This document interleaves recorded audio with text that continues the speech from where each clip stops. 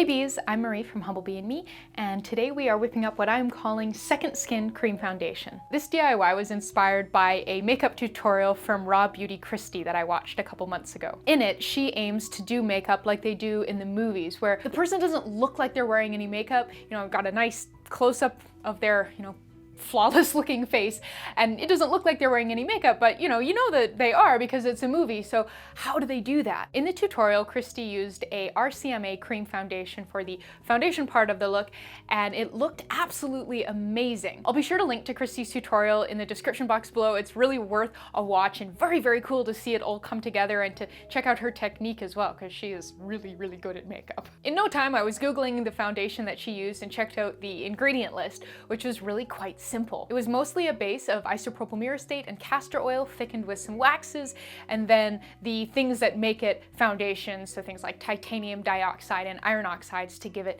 coverage and pigment. I moved from perusing ingredient lists in my pajamas in bed to making this foundation really, really quickly. When you watch the tutorial, you'll see why it is really, really easy to make. The big time saver here is that we're using an already made mineral makeup to turn the kind of creamy base into our foundation. You can learn how to make your very own mineral foundation from scratch with my book, Make It Up, The Essential Guide to DIY Makeup and Skincare, and again, I'll link to that in the description box below.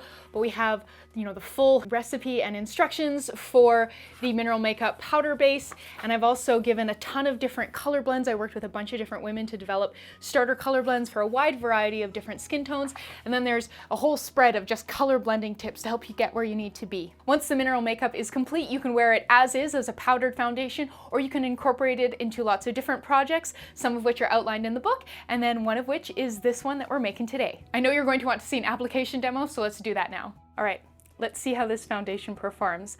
I've experimented with applying this in a couple different ways, with brushes with both synthetic and natural bristles, with a beauty blender, and with my fingers, and I find that I like the finger method best. It gives the most sort of realistic appearance to the skin, but the other methods also work, so kind of do whatever works for you.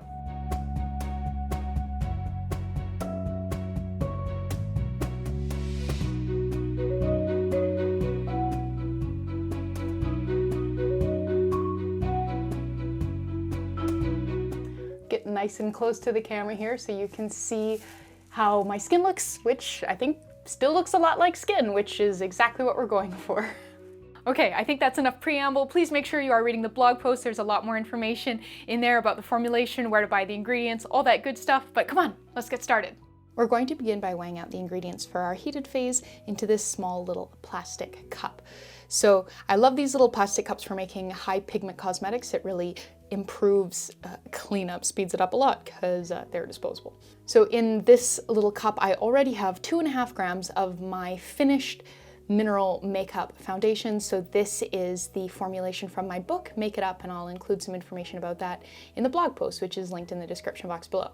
So yeah, the first thing you're going to need is 2.5 grams of a mineral makeup foundation that is perfect for your skin tone, and I highly recommend making it yourself. So you're going to need 1.15 grams of isopropyl myristate, 0.95 grams castor oil, 0.2 grams carnauba wax, 0.15 grams cereseine wax, and 0.05 grams of Silica dimethyl Silylate. So this stuff is incredibly lightweight and floaty and very, very easy to inhale, which you don't want to do, so I'm going to put on my dust mask now to measure this out.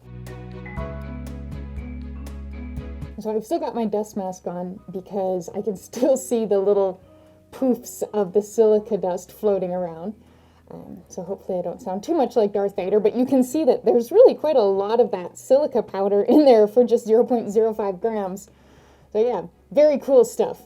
To melt everything together, we're going to use a water bath. So this is a wide flat bottom saute pan. You definitely don't need anything this big. You can see this is a very large size differential, but it makes it very easy to get to the little thing. So I have very little water in here, like maybe 6 or 7 millimeters of water, just the teensiest amount. To make sure that the cup's not gonna melt to the bottom of the pan, but also so it's not just floating away, because it is very, very light. So that's kind of what we're aiming for. You want it to sit down to the bottom of the pan.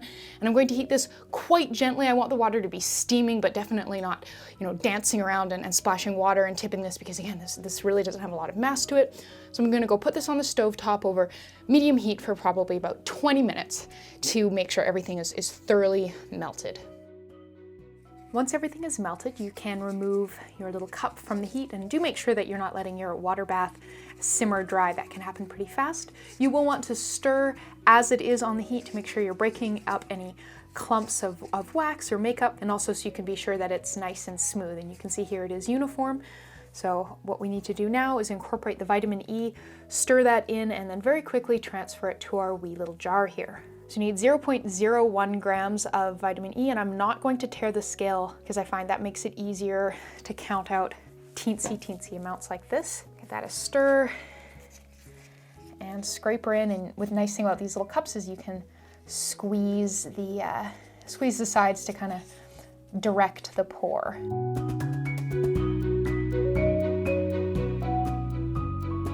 So really all that's left now is to leave this to fully cool and we're done. Pretty simple, eh? Now the amount left in the little cup and on the metal spatula, I will apply it right out of here for the next couple days as my foundation, but we can do a bit of a hand swatch. And you can see that blends in really beautifully and has a very skin-like appearance to it. And you can also see that my hand is not quite the same color as my face. And here we are, the completed Second Skin Cream Foundation. So to smooth out the top, I just took my hairdryer to the surface of the makeup until it had remelted a little bit, and then gave it a few good sort of sharp whacks on the countertop to help it settle out. So I've got a much sort of more professional looking surface on the makeup. That part's definitely optional. If as soon as you start using it, it's not going to look like this anymore. But I thought it would be a nice touch for pictures and whatnot. But yeah, thank you so much for watching. Please subscribe, and please make sure you are reading the blog post linked in the description box below for more information about this formulation, including links to places to buy all of the ingredients, information on substitutions, scaling, shelf life, and a whole lot more. So thank you so much, and I'll see you next time.